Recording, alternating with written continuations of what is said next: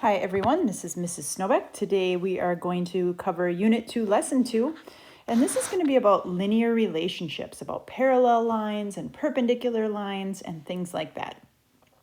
So you might be thinking, hey, I've heard of parallel before, and maybe you remember what they look like. Parallel lines look kind of like this, right? The definition of parallel lines, and will you please write this down, is they are coplanar lines that do not intersect. Coplanar lines that do not intersect. And there is a symbol for parallel, and I want you to write this down also. The symbol is like this. It's two tall straight bars. So for instance, if I called this line M and this line N, then I could say something like, for example, M is parallel to N. And I could use that parallel symbol. Another thing that you're going to see sometimes on parallel lines is you'll see an extra set of arrows. So if you see a set of arrows in the middle of the lines or toward the end of the lines, those extra set of arrows also mean they're parallel. They're going to go on forever and ever, and they're never going to cross. They're just going to keep being the same distance apart from each other. So next, let's talk about parallel planes. So you can imagine parallel planes are kind of the same thing. They're these flat surfaces. Remember, planes are flat surfaces. So we're going to say planes that do not intersect. Planes that do not intersect, or flat surfaces that do not intersect. And again, if you look at the picture over on the right, you can see one of the planes is R and one of the planes is P. Those are the names of the planes. And so what I could do is I could write out, for example, R is parallel to P.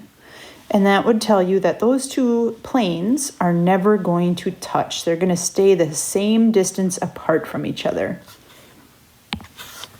Next, let's talk about perpendicular lines. So perpendicular lines are lines that intersect at a 90-degree angle. So let's write that down. Lines that intersect at a right, or I'll put in parentheses, 90-degree angle. Lines that intersect at a right angle. If I was going to draw a picture of a pair of perpendicular lines, it would look like this. Now, to show you that for sure they are perpendicular, I would put a little box to represent that 90-degree angle. Again, if I labeled these lines M and N, let's say, then I could write an expression. I could say M is perpendicular to N.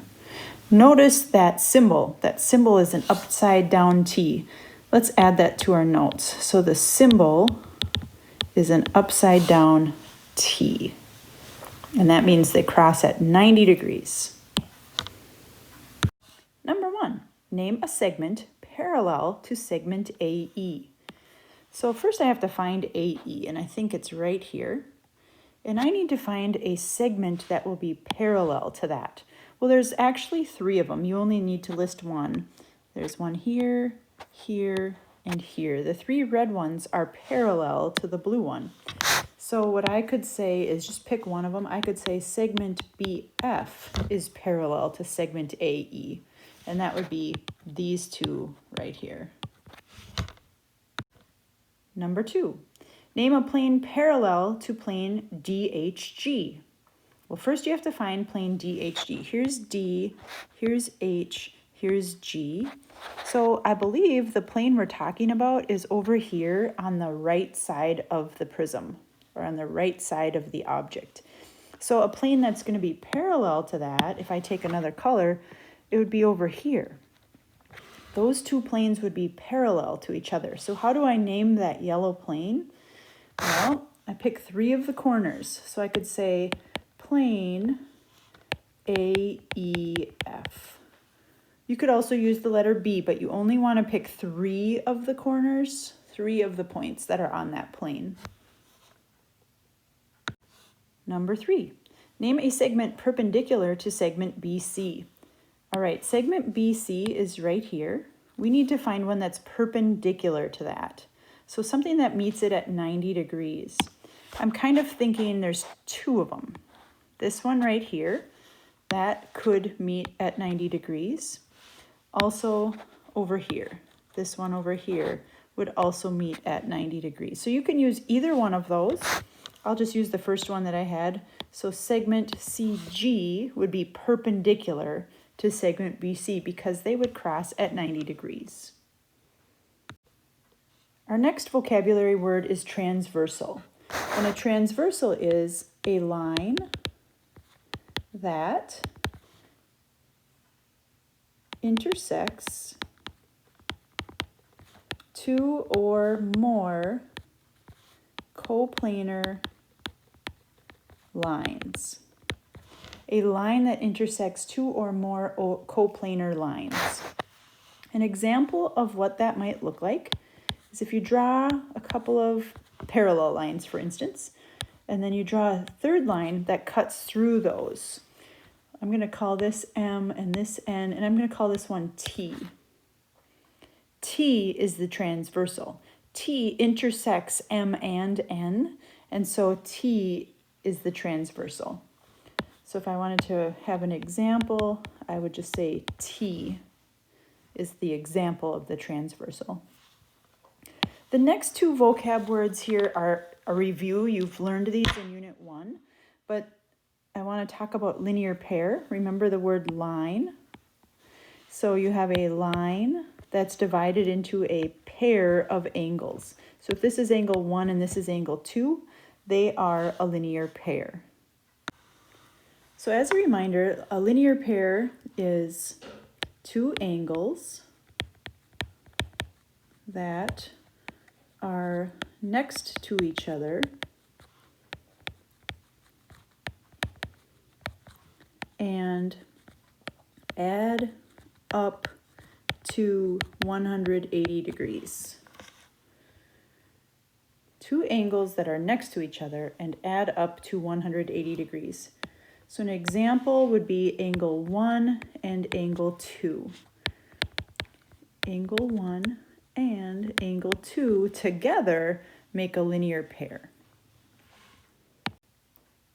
Next, let's talk about vertical angles. Vertical angles are 2 angles that are across from each other.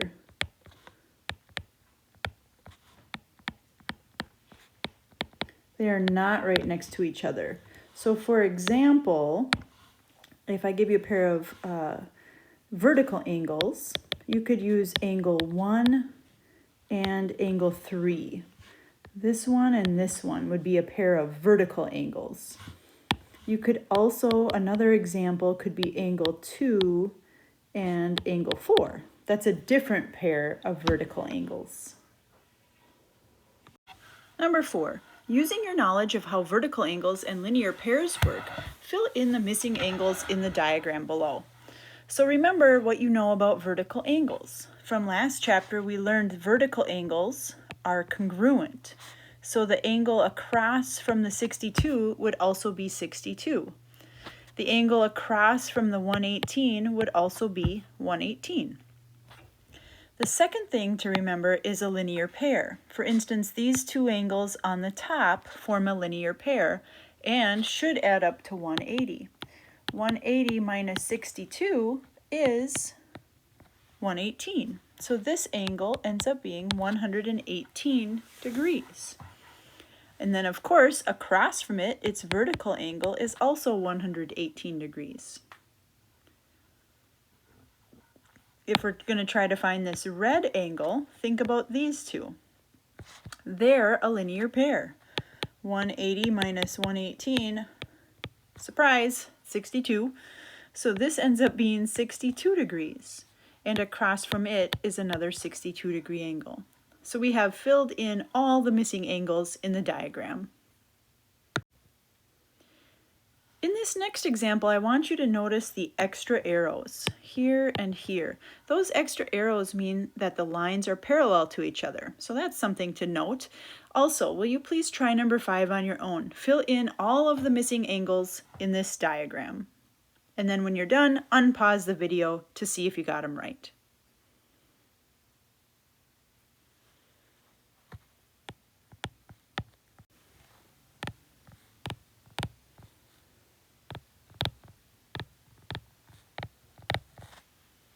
All right, notice you're only getting 2 choices. They're either going to be an 83 or a 97. See if yours look the same as mine. Number 6, name a linear pair.